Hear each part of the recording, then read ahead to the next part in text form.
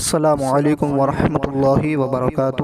الحمدللہ رب العالمین، الصلاة والسلام علی اشرف الانبیاء والمرسلین، اما بعد فاعوذ باللہ من الشیطان الرجیم، بسم اللہ الرحمن الرحیم۔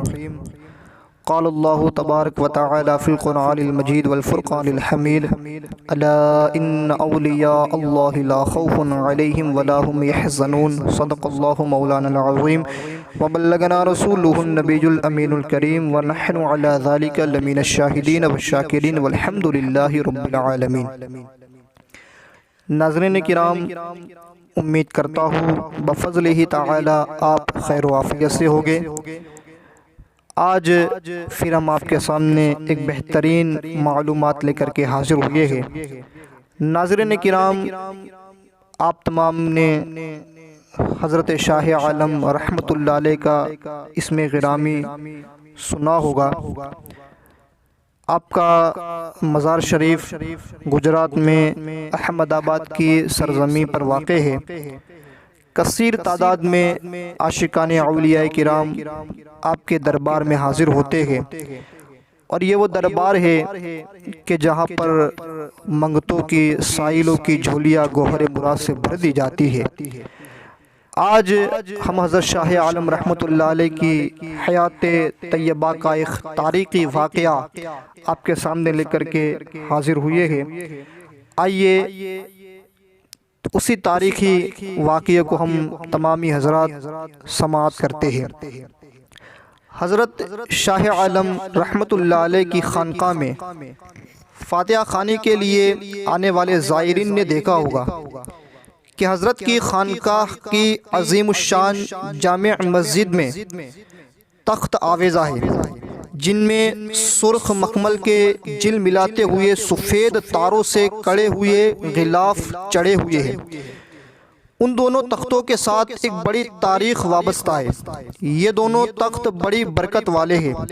اب سے صدیوں پہلے ان دونوں متبرک تختوں پر برسوں قال اللہ وقال الرسول کی صدائے بلند ہوئی ہے۔ خانقاہ شاہیہ کے بانی شمس العارفین بدر الکاملین حضرت خواجہ سید ابو البرکات محمد سراج الدین المشہور شاہ عالم محبوب باری بخاری رحمۃ اللہ علیہ نے برسوں ان تختوں پر جلوہ افروز ہو کر تشنگان علم شریعت و طریقت کو سیراب کیا ہے۔ اسے بھی بڑھ کر ان تختوں کو ایک فضیلت اور حاصل ہے، وہ یہ کہ ایک مرتبہ ایفائے عہد کرنے کی خاطر سید المرسلین فخر کل سرور کائنات نازش موجودات صلی اللہ تعالی علیہ وسلم بھی ان پر رونق افروز ہوئے ہیں۔ صاحب تذکرہ سادات نے تحریر کیا ہے کہ ایک مرتبہ سیدنا شاہ عالم رحمۃ اللہ علیہ حضور صلی اللہ تعالی علیہ وسلم کے دیدار سے مشرف ہوئے تو بارگاہ نبوی صلی اللہ علیہ وسلم میں التجا پیش کی کہ بہت دنوں سے غلام کی تمنا ہے کبھی حضور اپنے قدموں سے خانقاہ کو زینت بخشے اور مدرسہ میں تعلیم حاصل کرنے والے طلبہ کو اپنے فیضان خصوصی سے مستفیض فرمائے۔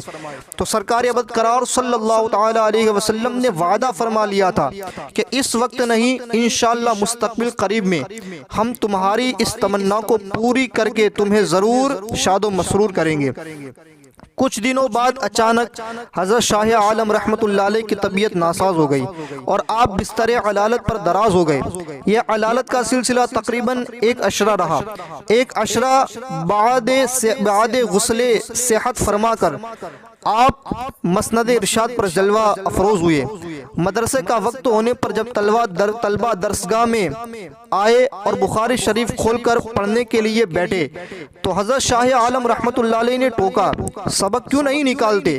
تمام جماعت نے بیک زبان کہا، حضور سبق ہی نکال کر بیٹھے ہیں۔ آپ نے فرمایا، تم لوگوں کا سبق تو کئی سو صفحات پیچھے گئے، یہ بات تمہارے سبق سے آگے گئے۔ تمام طلبہ نے کہا، کیا کل آپ نے ہمیں اس سے پچھلے باب کا دورہ نہیں کرایا ہے؟ یہ دیکھیے فلاں مقام پر یہ حدیث ہم نہیں سمجھ سکتے تھے تو آپ نے ہمیں اس حدیث پاک کا مفہوم سمجھایا تھا، فلاں حدیث میں ہمیں یہ اشکال ہوا تھا، آپ نے ہم کو اس طرح پر ذہن نشین کرایا تھا۔ دیکھیے ہم نے آپ کے فرمانے کو نوٹ بھی کر لیا ہے۔ طلبہ کی اس گفتگو کو سن کر حضرت شاہ عالم رحمت اللہ علیہ نے حیرت انگیز انداز میں فرمایا، یہ تم لوگ آج کیا ہو گیا ہے، تم لوگوں کو آج کیا ہو گیا ہے، اور یہ کیا کہتے ہو کہ ہم کل آئے فلاں حدیث کو ہم نے یوں سمجھایا، فلاں حدیث میں یہ اشکال تھا تو ہم نے یہ بتایا۔ ارے بھائی میں تو ایک اشرا سے بیمار تھا، مدرسہ کب آیا ہوں، اور جب میں مدرسہ نہیں آیا تو یہ سب تم لوگوں نے پڑھ کیسے لیا؟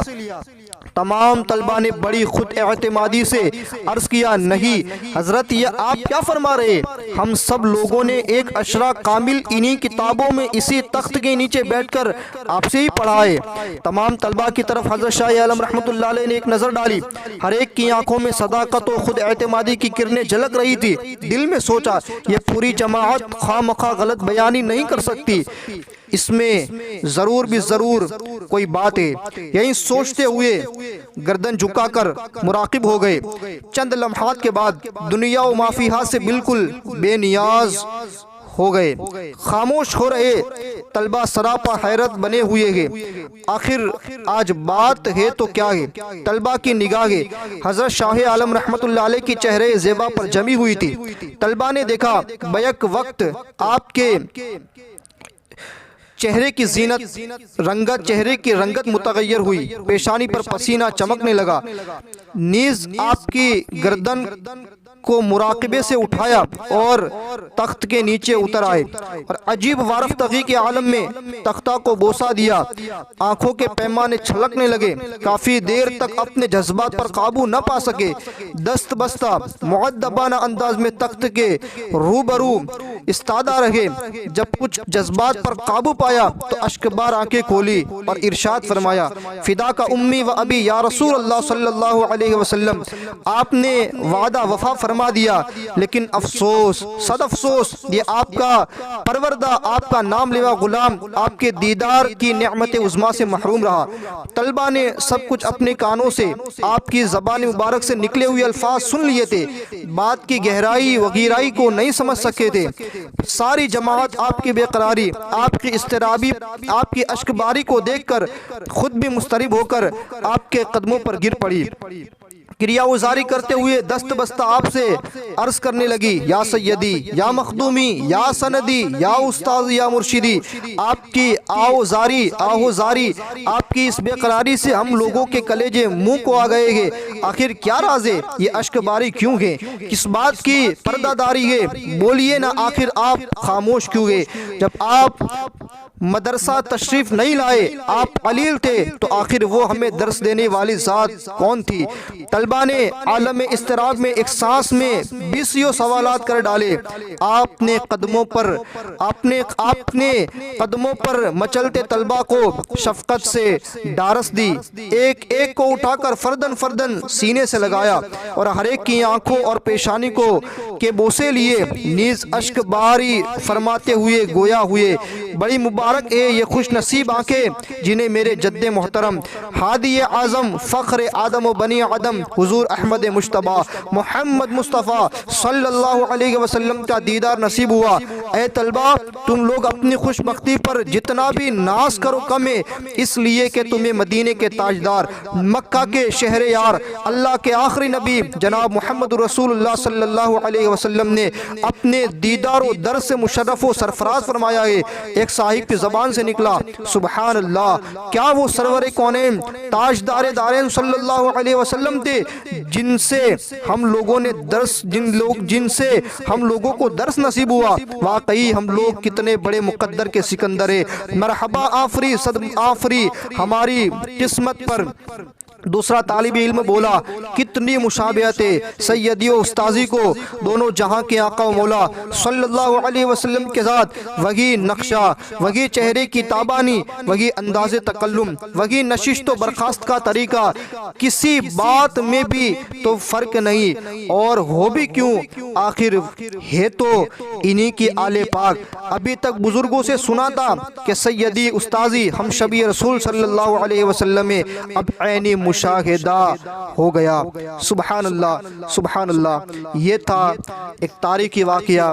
حضرات محترم، آپ کا بھی کبھی احمد آباد جانا ہو اور سرکار شاہ عالم رحمۃ اللہ علیہ کے دربار میں اگر حاضری ہو تو وہاں پر یہ دونوں تخت مسجد کے اندر آویزہ ہے، تو اس کی ضرور زیارت کرے اور وہاں ہو سکے تو نماز نفل بھی ادا کرے۔ اللہ تبارک و تعالی ہم سب کو بھی بزرگان دین کا سچا پکا عاشق بنائے اور انہی کی باتوں پر، انہی کے نقش قدم پر ہم سب کو عمل کرنے کی توفیق عطا فرمائے۔ السلام علیکم ورحمۃ اللہ وبرکاتہ۔